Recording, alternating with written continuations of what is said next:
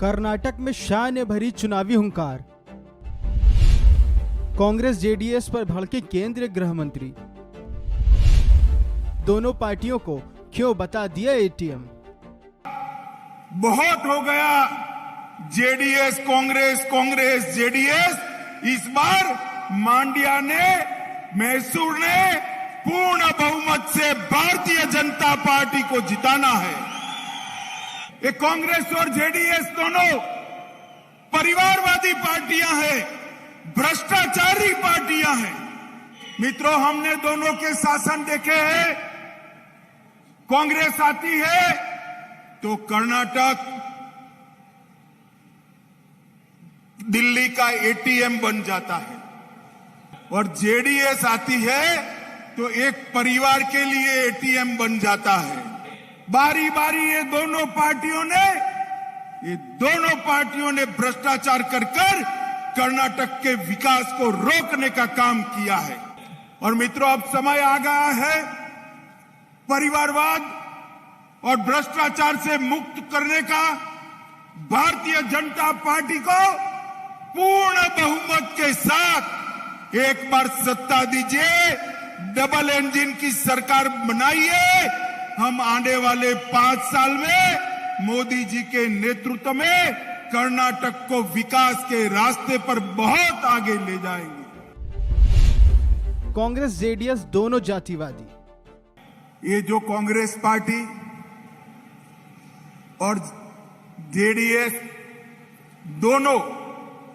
दोनों पार्टियां करप्ट भी है, जातिवादी है, कम्युनल है, और इसके साथ साथ क्रिमिनल का आश्रयदाता भी है।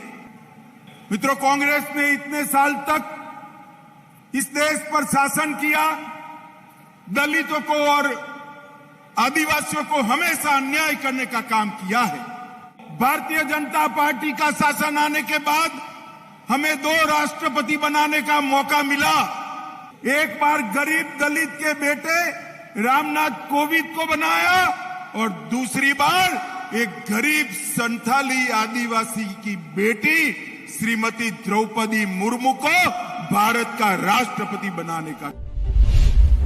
देश में अब पीएफआई बैन।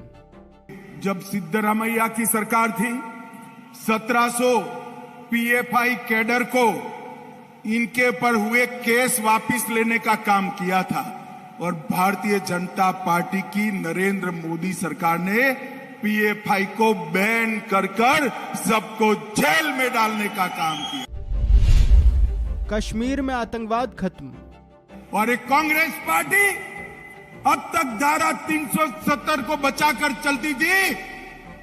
5 अगस्त 2019 को नरेंद्र मोदी जी ने धारा 370 को समाप्त कर आतंकवाद पर खात्मा बुलाने का काम किया।